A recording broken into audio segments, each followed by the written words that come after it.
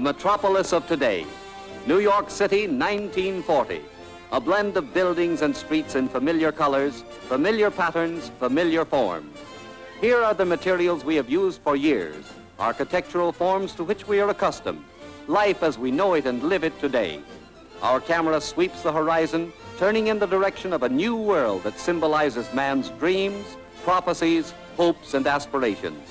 In the distance, we see it shining white in the sunlight with its giant Trilon and perisphere rising to the sky to silently voice the peaceful projections of mankind.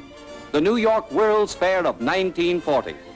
So vast is this second edition of the world's greatest fair that you and I could spend 2 weeks in just walking through all the exhibits without pausing to examine them in detail.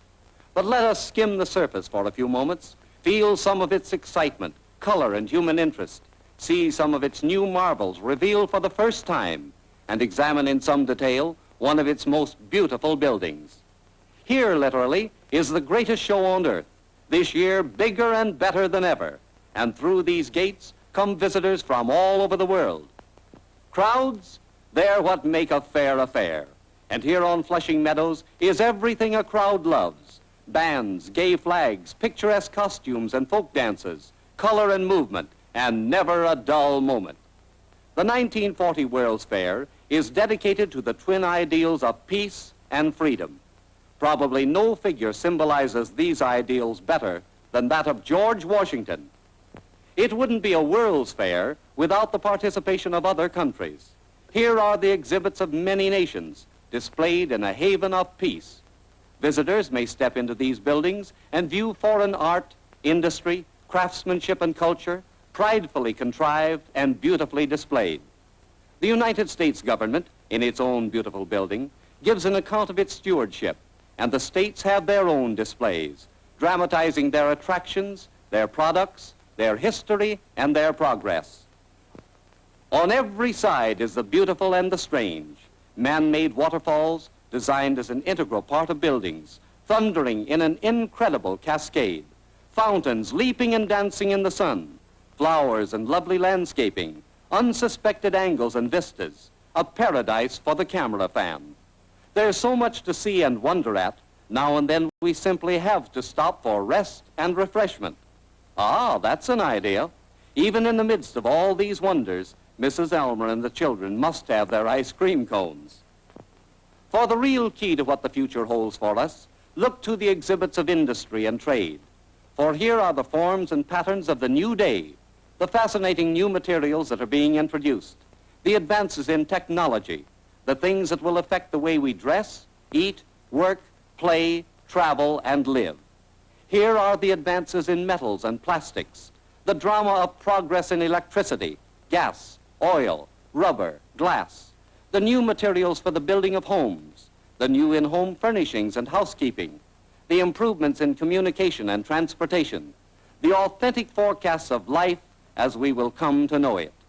In the transportation zone, visitors find one of the most beautiful, certainly one of the most dynamic, and according to attendance records, one of the most popular industrial buildings in the fair, the Ford Exposition Building. Newly designed for 1940, the Ford building, together with its gardens, covers 7 acres.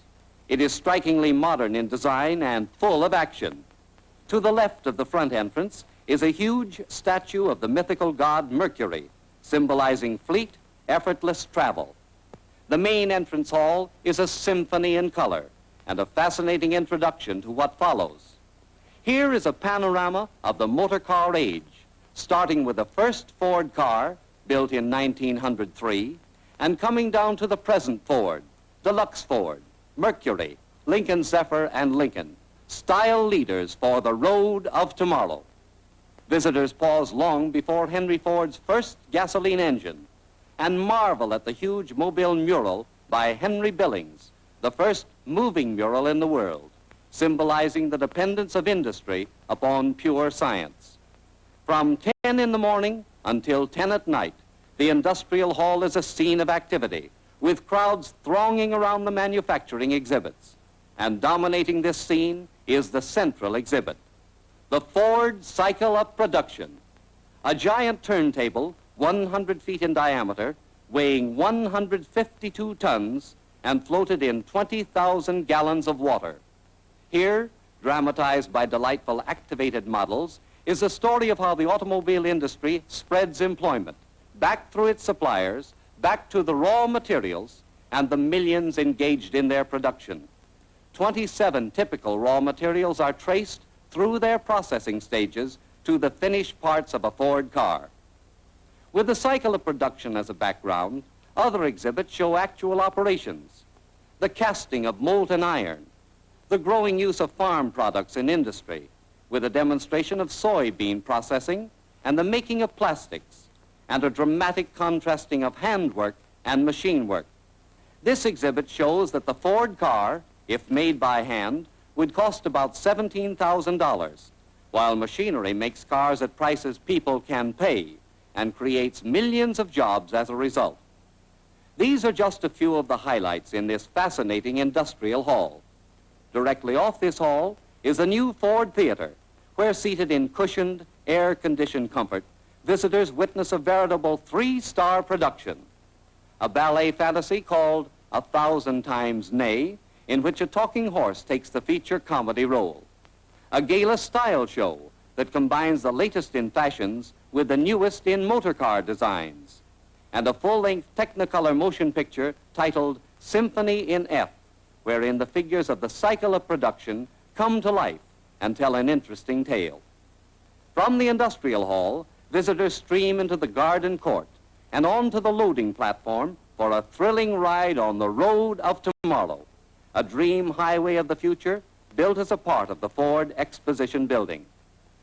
In brightly colored Ford, Mercury, and Lincoln Zephyr cars, visitors are driven around this road of the future for more than half a mile, up the spiral ramp showing how traffic can be lifted to the express level without wasting space, around and through the building itself.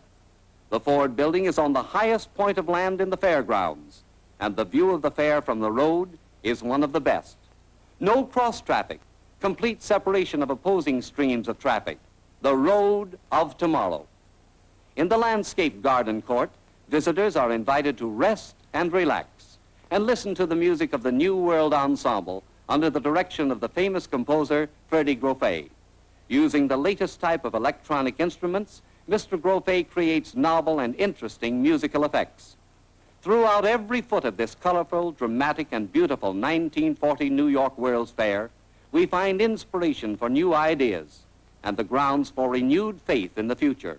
Inspiration and faith that are truly needed by every individual today.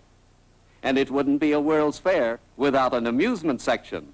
On the Great White Way, there's fun for young and old. Here are new ways to enjoy yourself, new 1940 thrills and excitements. Here's a parachute jump, not for daredevils, but for all of us to try. Music, games, excitement. Some walk and some ride. Everybody buys souvenirs, and everybody eats, whether it's a packaged lunch or a full meal in one of the many restaurants. And when the day gives way to night, the pageant of beauty starts all over again in a different way. For the march of science has brought new brilliance in lighting, new panoramas of color to delight the eye. And then, of course, the fireworks, beauty, action, color, drama, the greatest show on earth, the 1940 World's Fair.